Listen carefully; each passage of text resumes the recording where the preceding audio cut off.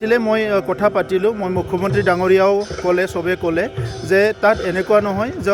য'ত গামোচা মানে অফিচাৰে এইটো লিখাতে ভুল কৰিছে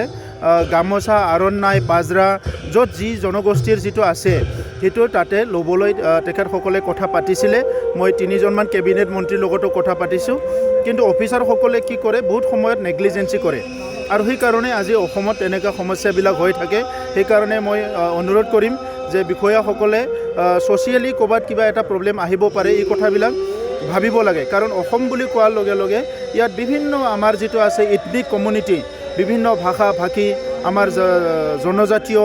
জনগোষ্ঠীয় বহুত মানে আজি গ্ৰুপছ আছে সেই সকলৰ যিটো ভাষা সংস্কৃতি সেই সকলৰ যিটো পৰিচয় অস্তিত্ব এই কথাবিলাক আজি সকলোৱে চিন্তা কৰাটো ভাল আৰু অসমত মুখ্যমন্ত্ৰী হিমন্ত বিশ্ব শৰ্মা ডাঙৰীয়াই সকলো জাতি জনগোষ্ঠীক লৈ পেলাই আগবাঢ়ি যাব বিচাৰিছে তেনেকুৱা সময়ত যদি কোনোবা বিষয়াই কিবা এটা ভুল কৰে সেইটো সঁচাকৈ ৰাইজে দুখ পায় তো সেইকাৰণে মুখ্যমন্ত্ৰীৰ যিটো হৃদয় মুখ্যমন্ত্ৰীৰ যিটো চিন্তাধাৰা এইটো মানে আমাৰ অফিচাৰসকলে যাতে এইটো বুজিবলৈ চেষ্টা কৰে মই তেখেতসকলক আহ্বান কৰিছোঁ কেন্দ্ৰীয় মন্ত্ৰী ভাৰতৰ আমাৰ সকলোৰে মৰমৰ শ্ৰদ্ধাৰ আমাৰ প্ৰধানমন্ত্ৰী নৰেন্দ্ৰ মোদী ডাঙৰীয়া আমাৰ ভাৰতৰ স্বাধীনতাৰ ৭৫ বছৰৰ এই বছৰটোত আজাদীকে অমৃত মহোৎসৱ বুলি এটা প্ৰগ্ৰাম তেখেতে ঘোষণা কৰিছিলে আৰু সেই প্ৰগ্ৰামটো সৰ্বভাৰতত বিভিন্ন অনুষ্ঠান প্ৰতিষ্ঠানত বিভিন্ন কাৰ্যসূচীৰে হৈ আছে আজি NTPC ইয়াতে নৰ্থ ইষ্ট ফেষ্টিভেল এটা আয়োজন কৰিছে য'ত কবি সন্মিলনী সাংস্কৃতিক প্ৰগ্ৰাম বিভিন্ন প্ৰগ্ৰাম ফুড ইথনিক ফুডৰ মানে প্ৰগ্ৰাম বিভিন্ন প্ৰগ্ৰাম ৰাখিছে আৰু মই কাৰণে চালাকাটি আমাৰ NTPCক ধন্যবাদ জনাইছোঁ যে তেখেতসকলে থলুৱা ভাষা সংস্কৃতি থলুৱা সাহিত্যক আগবঢ়াই লৈ যোৱাৰ কাৰণে আৰু থলুৱা আমাৰ যিবিলাক আৰ্টিচানবিলাকে প্ৰডাক্ট কৰা বিভিন্ন সাজ পোছাকবিলাক মানে তেখেতসকলে গুৰুত্ব প্ৰদান কৰি ইয়াত কিছুমান প্ৰগ্ৰাম ৰাখিছে এইখিনি আগুৱাই লৈ যোৱাৰ কাৰণে মই তেখেতসকলক ধন্যবাদ জনাইছোঁ আৰু এই আজাদী কি অমৃত মহোৎসৱ যিটো প্ৰগ্ৰাম ইয়াৰ দ্বাৰা আজি আমাৰ বিভিন্ন অনুষ্ঠান প্ৰতিষ্ঠানবিলাকৰ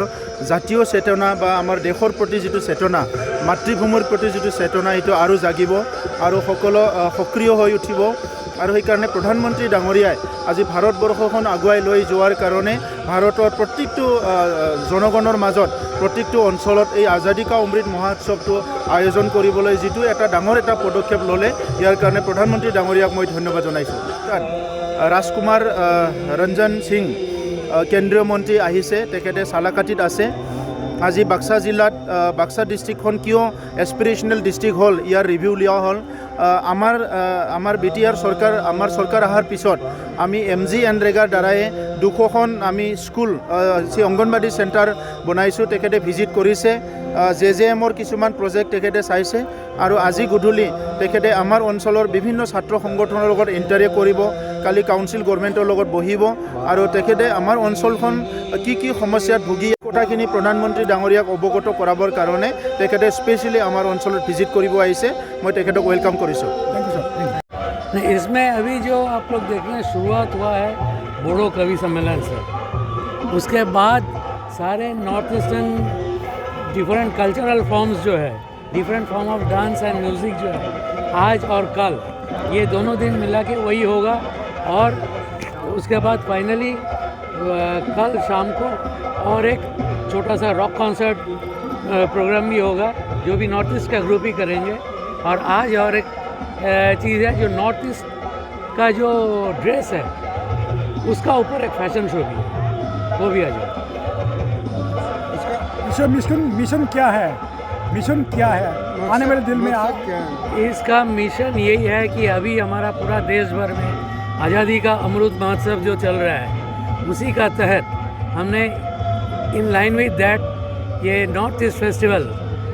जो दिल्ली में भी आप लोग नॉर्थ ईस्ट फेस्टिवल होते हैं वो नॉर्थ ईस्ट फेस्टिवल को हमने पहली बार इधर लाया और NTPC जो कि एक सर्वभारतीय कंपनी है पैन इंडिया कंपनी है and NTPC Bongaigaon north east में ओनली प्रेजेंस है थ्रू NTPC बोंगाईगांव तो हम वो फेस्टिवल को इधर हमारा NTPC प्लांट में नॉर्थ ईस्ट फेस्टिवल इधर से चला